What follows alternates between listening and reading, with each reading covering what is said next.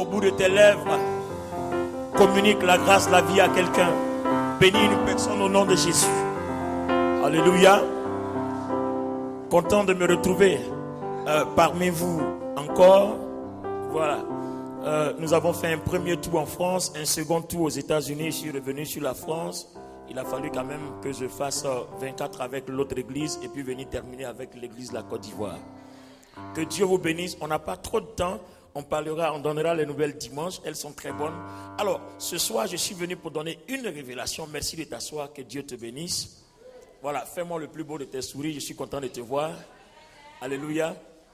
Que Dieu vous bénisse. Alors, avant de partir, j'étais en train d'enseigner sur la prière. Et puis, on s'était suspendu sur une révélation, celle de la porte et puis de la chambre. Bien entendu, avant de continuer, je vais faire un bref résumé. Et puis nous allons entrer dans le message parce qu'aujourd'hui, nous voulons dire enfin ce que c'est que la porte et ce que c'est que la chambre. Amen. Alors, j'ai besoin d'un lecteur pour me prendre Matthieu, le chapitre 6. À partir du verset 6, c'est notre verset d'appui, notre verset de base. Et puis après cela, nous allons entrer de plein pied dans les profondeurs de la révélation mystérieuse des Écritures. Allons-y, Matthieu 6, 6. C'est parti. Mais quand tu pries, entre dans ta chambre, ferme ta porte et prie ton Père qui est là dans le lieu secret. Et ton Père qui voit dans le secret te le rendra. En priant, ne multipliez pas de vaines paroles comme les païens qui s'imaginent qu'à force de paroles, ils seront exaucés. Ne leur ressemblez pas, car votre Père sait de quoi vous avez besoin avant que vous le lui demandiez. Voici donc comment vous devez prier. Notre Père qui es aux cieux, que ton nom soit sanctifié, que ton règne vienne, que ta volonté soit faite sur la terre comme au ciel. Donne-nous aujourd'hui notre pain quotidien. Pardonne-nous nos offenses, comme nous aussi nous pardonnons à ceux qui nous ont offensés. Ne nous induis pas en tentation, mais délivre-nous du malin, car c'est à toi qu'appartiennent, dans tous les siècles, le règne, la puissance et la gloire. Amen. Amen. Saint-Esprit, que l'honneur et la gloire soient rendus au Dieu fidèle. Celui qui, de génération en génération, ne change pas. Honneur soit rendu au Dieu qui parle, qui se manifeste et qui se dévoile à travers sa puissance. Béni soit ton nom, Seigneur, maintenant à travers tes Écritures au nom de Jésus. Quelqu'un dit Amen. Amen. Que Dieu vous bénisse. Merci de vous asseoir.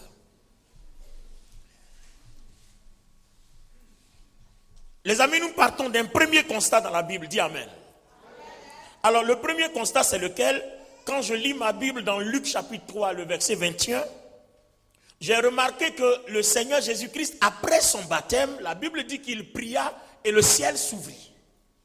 Donc, nous comprenons que par la prière, le ciel peut s'ouvrir.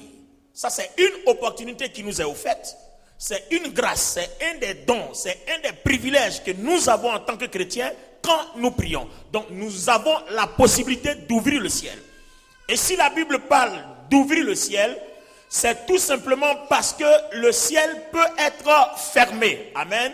Si le ciel peut être fermé, alors Dieu nous donne le pouvoir et l'autorité de l'ouvrir.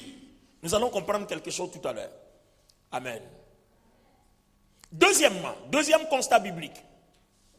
Actes chapitre 4, le verset 31 dit que les apôtres étaient assemblés et quand ils ont prié, le lieu où ils étaient assemblés a tremblé.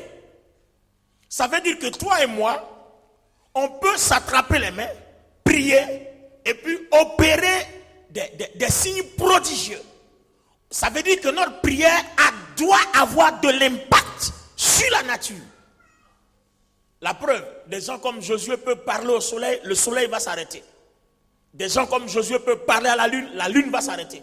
C'est-à-dire, notre prière en tant que chrétien doit avoir de l'impact sur les éléments de la nature. C'est-à-dire, nous commandons les éléments de la nature par le biais de la prière.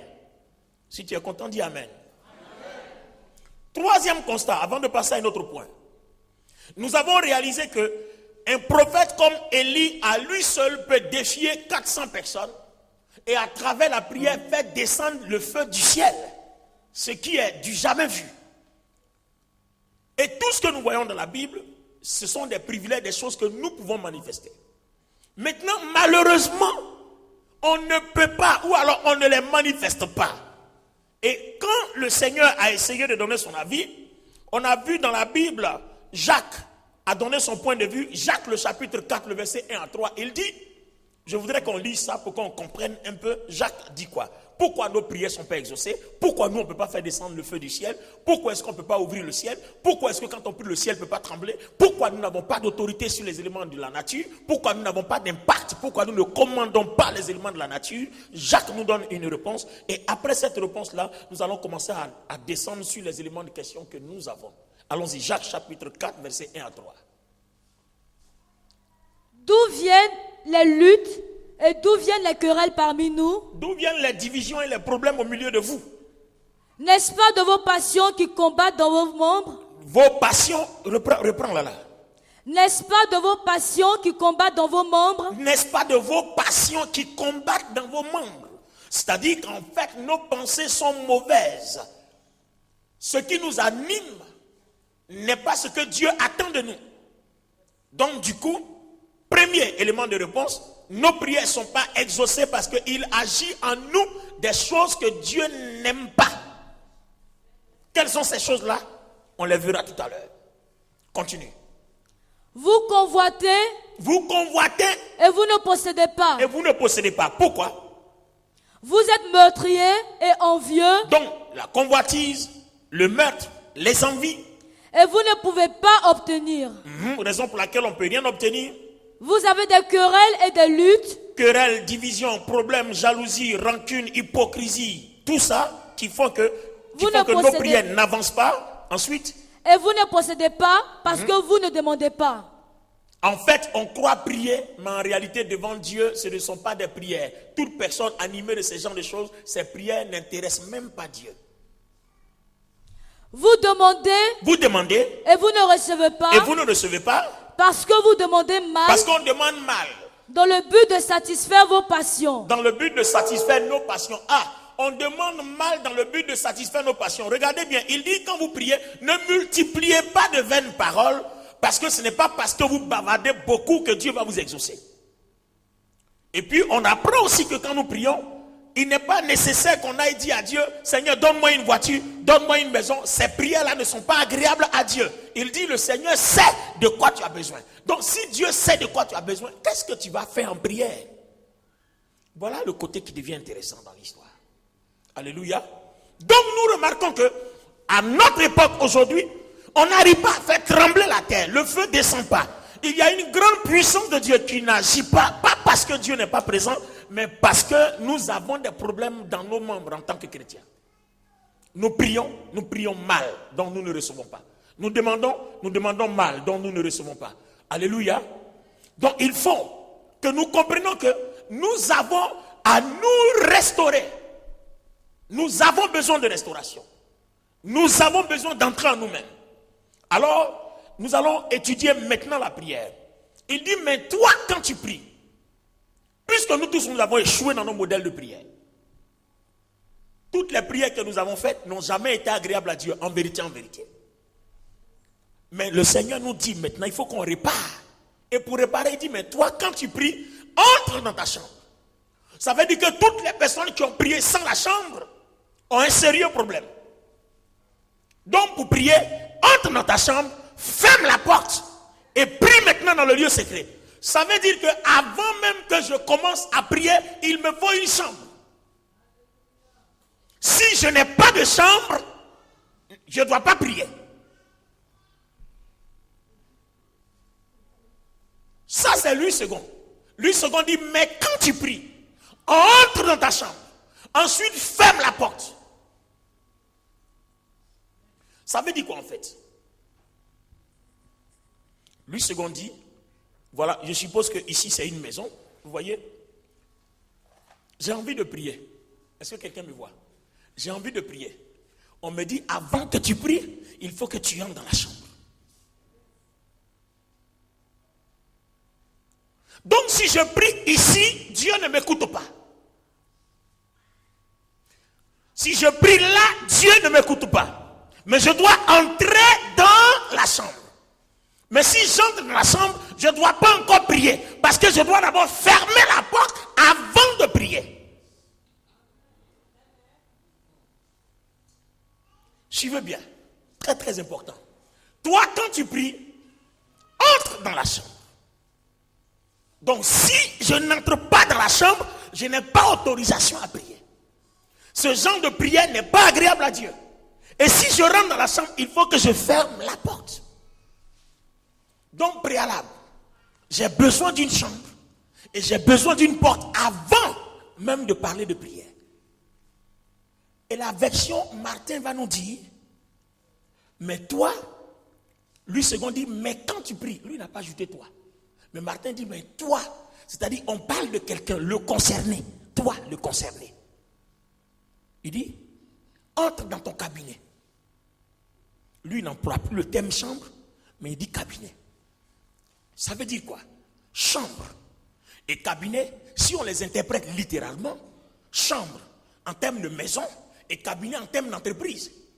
Or, Martin est en train d'ouvrir nos yeux pour que nous comprenions que ce soit à la maison ou ailleurs.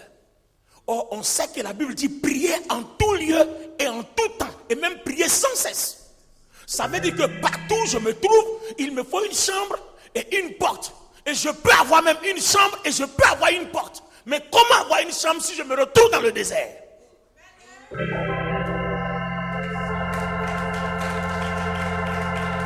Puisque je dois prier en tout lieu, je dois prier en tout temps.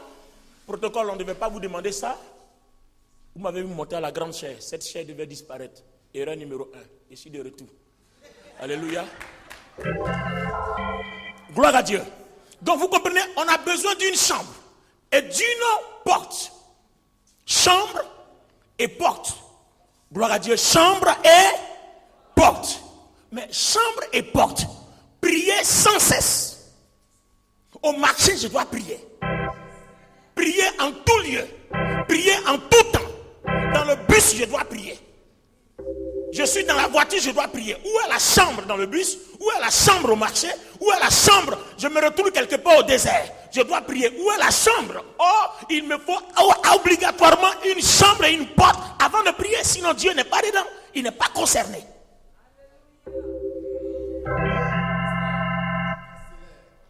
Donc c'est quoi la chambre?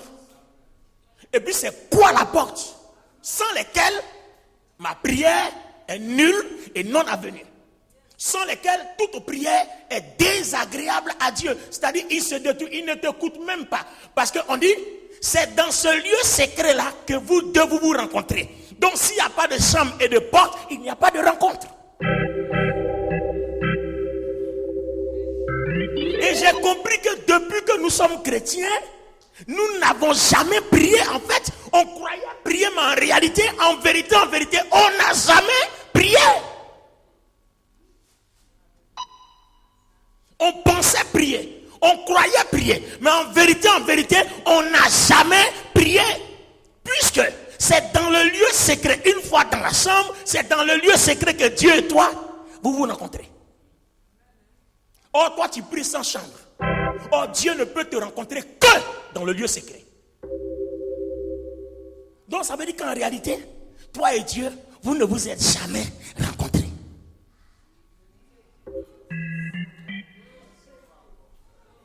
Est-ce que vous comprenez, l'église? En vérité, vous ne vous êtes jamais rencontrés. Quand j'entends certaines personnes, je prie, je n'entends pas la voix de Dieu. Mais c'est normal que tu n'entendes pas la voix de Dieu. Comment tu peux entendre la voix de quelqu'un que tu n'as pas rencontré? Il faut bien qu'il y ait une rencontre. Tu le regardes, il te regarde. Tu lui parles, il te parle. Tu lui réponds, il te répond. En ce moment précis, il t'entend et toi, tu l'entends.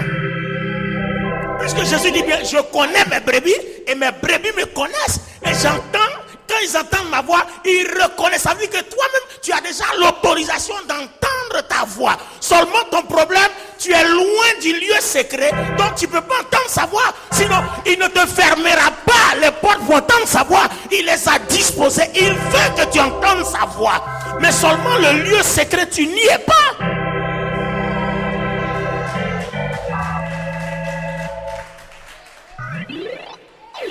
connais mes brebis et mes brebis me connaissent.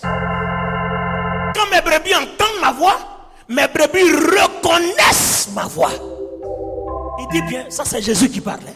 Il dit quand mes brebis entendent ma voix, ils reconnaissent. Ça veut dire le don de discerner la voix de Dieu est déjà un acquis dans ton esprit. Comment on s'appelle? Il n'y a pas quelqu'un qui peut dire je suis chrétien, Dieu ne me parle pas, c'est faux. Seulement tu es au mauvais endroit, donc Dieu ne peut pas te parler. Il faut être comme quelqu'un comme Habakkuk qui dit j'étais à mon poste pour entendre la voix de Dieu, pour avoir l'onction, la grande commission. Il faut être au bon endroit. Alors, on a une préoccupation. Notre préoccupation, c'est que quand Louis II parlait, lui il a dit, quand tu pries, entre dans la chambre, ferme la porte, ensuite prie. Ton Père qui voit dans le secret te le rendra. Il rendra quoi? Il rendra quoi? Demande à ton voisin, ton Père rendra quoi? Ton Père qui est dans le secret te le rendra. Il te rendra quoi? Donc, sans même savoir ce qu'il doit nous rendre, on est en train de comprendre qu'une fois dans le lieu secret, c'est là-bas que tout le système se passe. Si Dieu doit me bénir, la décision est prise dans le lieu secret. Si Dieu doit me donner l'onction, la décision est prise dans le lieu secret. Si Dieu doit me donner des biens matériels, la décision est prise dans le lieu secret. Si Dieu doit m'élever, la décision est prise dans le lieu secret. Toutes mes pensées, tout ce dont j'ai besoin, c'est dans le lieu secret qu'il me le rendra. Or, les chrétiens n'y sont jamais arrivés.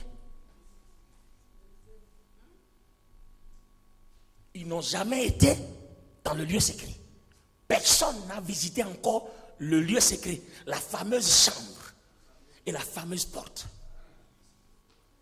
Et là encore, quand je veux encore aller un peu plus loin dans la version de Martin, Martin dit, entre dans ton cabinet. Il dit, mais toi, vous voyez, Martin est beaucoup plus précis. Il indexe.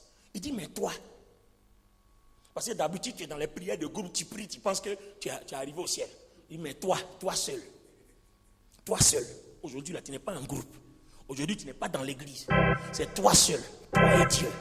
Quand tu pries, entre dans ton cabinet. Maintenant, ce qui est bon chez Martin, Martin dit, tu vois, non, je considère que ce petit carré là, c'est la chambre ou le cabinet. Donc quand tu rentres dans ton cabinet, tu peux te promener. Parce que lui, c'est quoi, on dit, entre dans ta chambre et prie. Et ferme la porte. Il dit, entre dans la chambre et ferme la porte. Donc en français, et conjonction de coordination. C'est-à-dire, nous sommes dans un présent progressif, un présent continu. C'est-à-dire, quand tu rentres, ne perds pas le temps, ferme.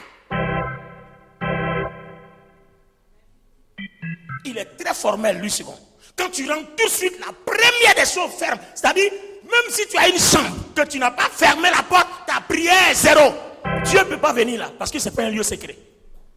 Attends, tu es rentré dans une chambre, tu n'as pas fermé la porte. Comment se fait que c'est un lieu secret? N'importe qui peut entrer après toi. Ça devient un lieu public. Ce n'est pas un lieu secret. Maintenant, Martin, lui, ce qui est intéressant, quand lui, second, a dit, si tu rentres et fermes, c'est dans le lieu secret que Dieu te le rendra. Maintenant, Martin lui dit, mais toi, quand tu pries, entre dans ton cabinet. Je suis dans le cabinet. Regardez ce qu'il va dire. Il dit maintenant après, non, il n'a pas dit, il dit, ayant fermé la porte. C'est-à-dire, si je rentre, je ne suis pas obligé de fermer tout de suite. Ça, ce n'est pas un problème. Mais dans tous les cas, c'est que je ne prie pas. Donc, je peux rentrer dans la chambre, je peux me promener un peu, je peux danser, je peux sauter, je peux faire tout ce que je veux. Si je dois commencer à prier, il faut que je ferme d'abord. Une fois dedans, je peux faire tout ce que je veux. Mais en tout cas, ce n'est pas la prière. Mais avant que je commence à prier, il faut que je ferme. Donc il dit, et ayant fermé la porte, prie ton Père qui est. Ça devient précis. Ton Père qui est. Ça dit, quand tu arrives, il t'attend dans le lieu secret. En fait, en réalité, il t'attend. Tu ne le fais pas descendre, mais il t'attend.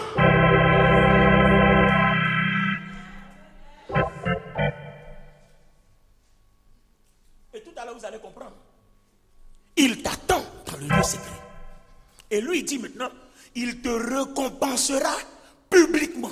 Ah, c'est-à-dire, quand tu sors de ce lieu secret, il doit avoir un témoignage, tout le monde doit dire, la femme là, ou bien l'homme là, quelque chose s'est passé dans sa vie. Mais toi, tu rentres en prière, tu sors, et puis on ne parle pas de toi. Personne ne s'interroge. Personne ne se soucie de toi.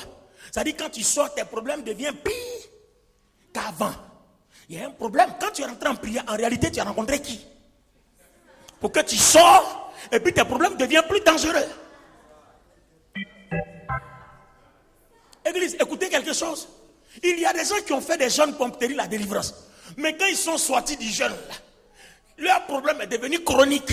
C'est-à-dire, mieux aurait valu pour eux de n'avoir jamais jeûné. C'était mieux pour toi que tu ne jeûnes pas. Parce que tu as l'impression qu'en allant faire ça, tu as remué un nid d'abeilles. Tous les problèmes se sont multipliés en même temps. Vous savez, la prière est dangereuse. Quand vous priez, vous pouvez prendre des coups. Parce que la prière, c'est la démonstration de l'autorité divine. Or, celui qui reçoit l'autorité, c'est lui qui gouverne. Et si le diable ne veut pas que tu le gouvernes, il a un premier objectif, t'empêcher d'atteindre la chambre.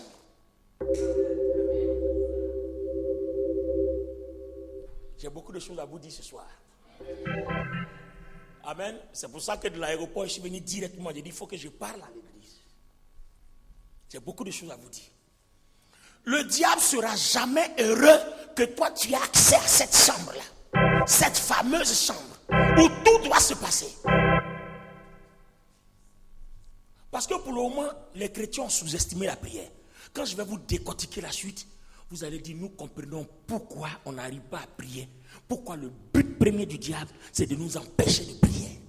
Quand vous allez savoir ce que c'est que la prière, le privilège de la prière, je sais que ça va être un sursaut dans la vie de chacun. Il y a des gens qui ont pensé que quand quelqu'un vous impose les mains, tout de suite vous avez l'onction. Ça, c'est un autre enseignement. Personne ne donne l'onction. Ne vous laissez pas tromper. Personne ne donne l'onction. C'est Dieu qui donne l'onction pour un but assigné à chacun en fonction de sa destinée. Jérémie, prophète des nations, on lui donne l'onction et l'esprit de prophète. Ça, c'est depuis écrit avant la fondation du monde. Donc, dans l'étoile de chaque personne, il y a une destinée qui est attachée à toi. Cette onction-là, qu'on veuille ou pas, elle est pour toi.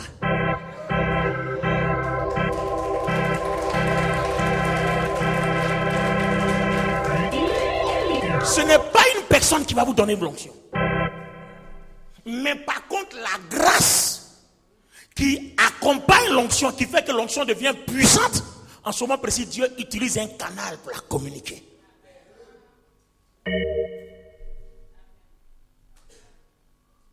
Mais la démarche de la prière que nous sommes en train d'enseigner, vous allez voir que ça active l'onction et ça repositionne l'onction dans ta destinée. C'est pourquoi des gens comme Moïse, ils rentraient dans la présence de Dieu à la montagne, il descend, il devient une personne surnaturelle. Est-ce que quelqu'un lui a imposé les mains? Mais il est rentré dans la chambre.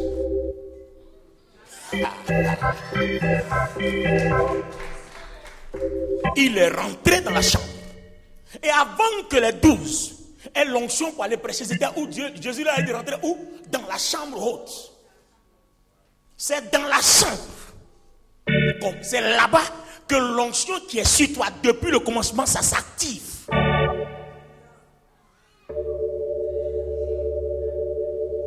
Dans la chambre. Donc Jésus ne pouvait pas les libérer sans les conduire à la chambre. Même Jésus qui est Dieu, il leur a dit passez par la chambre. Même lui qui est Dieu, passez par la chambre.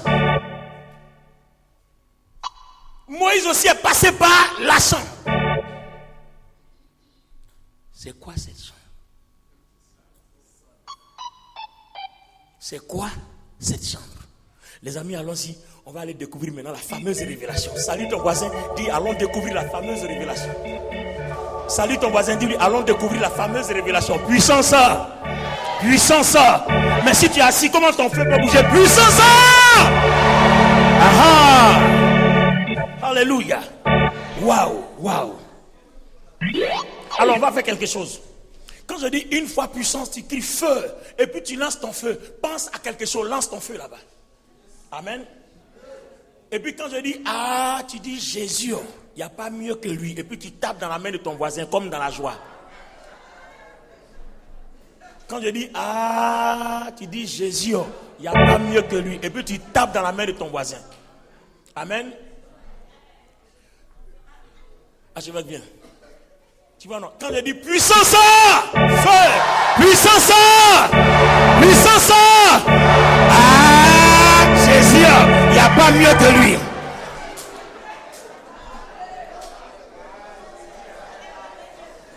Yes, yes, yes, yes. Vous savez pourquoi je suis dans la joie? Parce que c'est quelque chose qui va te faire du bien, mais je ne sais pas si on aura le temps de finir ce soir. Parce que j'ai beaucoup de choses à vous dire. Si vous avez envie de m'écouter, moi je suis disposé, je suis venu pour ça. Alléluia. Voilà, après 6 heures de vol, je dois être l'homme le plus fatigué que vous. Donc, soyez disposés, il faut qu'on aille jusqu'au bout. Quand vous allez sortir d'ici, je suis convaincu, ça va créer un déclic dans ton esprit. Vous savez, la Bible dit, par manque de connaissance, le peuple périt. Il faut qu'on vous enseigne. Et le niveau qu'on va vous enseigner est un niveau très élevé. C'est ce que les gens savent, ils ne vous disent pas. C'est pour ça qu'ils sont forts, vous êtes faibles. Aujourd'hui, on veut vous donner ça. Dis à ton voisin, fais un beau sourire, dis-lui Amen. Alors, le premier passage qu'on a sélectionné, c'est Ésaïe chapitre 26, versets 20 à 21. Une autre personne, j'ai besoin d'une deuxième personne. Première personne, Ésaïe 26, 20, 21. Deuxième personne, Genèse 28, 10, 17. Troisième personne, Exode chapitre 3, versets 1 à 10. Courez, courez, courez. Les pasteurs, mettez-vous dans le jeu. Mettez-vous dans le jeu, nous travaillons. Amen. S'il y a des volontés, joignez-vous à nous. Ésaïe 26, 20, 21. Genèse 28, 10, 17. Exode 3, 1, 10. Donc, on a un objectif maintenant. Nous partons à la recherche de quoi? De la chambre et de la porte, sans lesquelles prière n'est pas prière. Amen. Oh. À la recherche de la chambre et de la porte. Ésaïe 26, 20, 21, Genèse 28, 10, 17, et puis Exode 3, 1 à 10. Allons-y, première personne, c'est parti. Ne perdez pas le temps. Ésaïe 26, 20, 21. Va, mon peuple. Hey, attendez. Regardez bien. Dieu parle à Israël. C'est-à-dire toi et moi. Il dit quoi? Va, mon peuple. Va, mon peuple. Entre dans ta chambre. Va, mon peuple, entre dans ta chambre. Et puis si tu rentres dans la chambre, tu fais quoi? Et ferme la porte ferme derrière la toi. Porte derrière toi.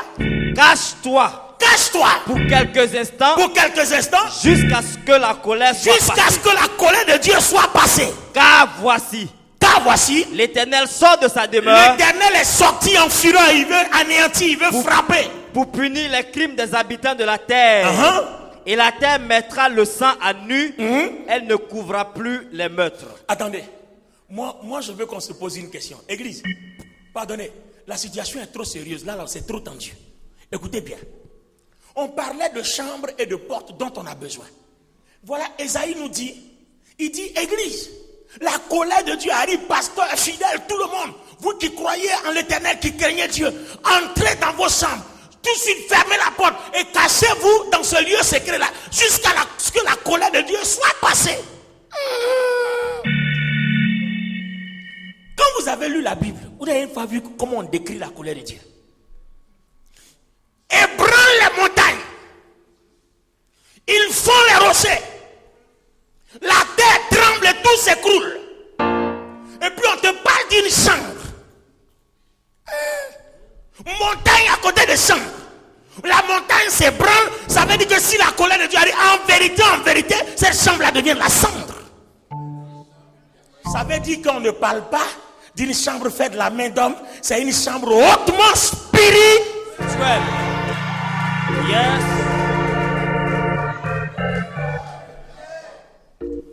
Vous avez une fois vu une chambre qui résiste à un arsenal nucléaire? Une chambre qui résiste à une bombe atomique? Jamais. On te dit cache, la bombe atomique arrive. Cache-toi dans la chambre, ferme la porte. Tu ne seras pas atteint. Oh, on sait que Dieu me dit que 1000 tombent à ta droite, 10 000 à ta gauche, tu ne seras pas atteint. Pourquoi? Parce que tu es caché dans La chambre. Ça veut dire qu'en vérité, si tu n'es pas dans la chambre, 10 000 tomberont à ton côté, 1000 à ta droite, tu seras atteint. Mais comme tu es dans la chambre, 10 000 tomberont à droite, 1000 à gauche, tu ne seras pas atteint. Parce que tu es caché dans la chambre. La chambre qui résiste à toutes sortes de bombes. Bunker n'est pas bunker. Yes. Révélation. Je veux que quelqu'un commence à réaliser la puissance de la prière. Donc ce n'est pas en vain que le Seigneur nous dise, entre dans la chambre, ferme la porte avant de prier. Donc, quand je prie que je suis dans le lieu secret, ça veut dire qu'en fait je suis dans un endroit caché. Je comprends pourquoi Satan cherche à m'attaquer. Il ne peut pas me voir. Parce que si Dieu lui-même dans la colère ne peut pas m'atteindre quand je suis dans cette chambre-là, c'est pas diable, c'est pas sorcier, c'est pas démon, c'est pas maladie. Rien ne peut m'atteindre. Si Dieu est pour moi, qui sera contre moi? Mais il faut que je sois dans La chambre. et il faut que la porte soit Fermée. Yes. C'est quoi cette chambre? C'est quoi cette chambre? Alléluia.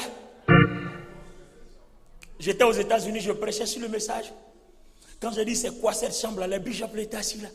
Quelqu'un qui a dit c'est le cœur. L'autre a dit c'est machin. Et puis, il a dit mais bishop, en vérité, si c'est le cœur, pourquoi on va mettre un mythe autour de ça? Ton cœur, il est dans ta poitrine. Est-ce qu'on a besoin de créer un mythe autour de ton cœur? Ça peut pas. On ne parle pas de ton cœur. On parle de quelque chose où tu te caches. Où arme atomique est inefficace. Toi, tu parles de ton cœur. Ton cœur qui succombe aux crises cardiaques. Ça dit quand tu réfléchis, ça ne peut pas être ça. C'est peut-être un des aspects. Mais ça ne peut pas être la chambre. Crise cardiaque fait tomber ton cœur. Là, on dit cache-toi la colère de Dieu. Quand la colère de Dieu, quand Dieu crie, on dit les montagnes se déchirent. Ton cœur, c'est quoi par rapport à ça? Alléluia. Alors, on va aller au verset suivant. Donc, Ésaïe nous montre la puissance de cette chambre. Donc, on comprend pourquoi le Seigneur nous dit il faut qu'on soit dedans avant de prier. Parce qu'on est à l'abri. Ça veut dire que je sois au désert, que je sois partout, si je suis dans cette chambre-là, je suis à l'abri. Or, on ne sait pas. Ça veut dire que cette chambre-là, en fait, qui doit la créer? C'est toi. C'est pour ça que Martin dit, mais toi. Il te désigne, il dit, mais toi. En fait, la fameuse chambre, personne ne va créer ça pour toi. Écoutez, vous avez une fois vu une maison qu'on ne bâtit pas? Et qui va bâtir ta maison? Ah d'accord. Même s'il y a un maçon, mais tu es la source. C'est toi qui donnes les choses et puis on bâtit. Donc personne ne bâtit ta chambre pour toi. C'est toi qui... C'est toi-même qui vas bâtir ta chambre.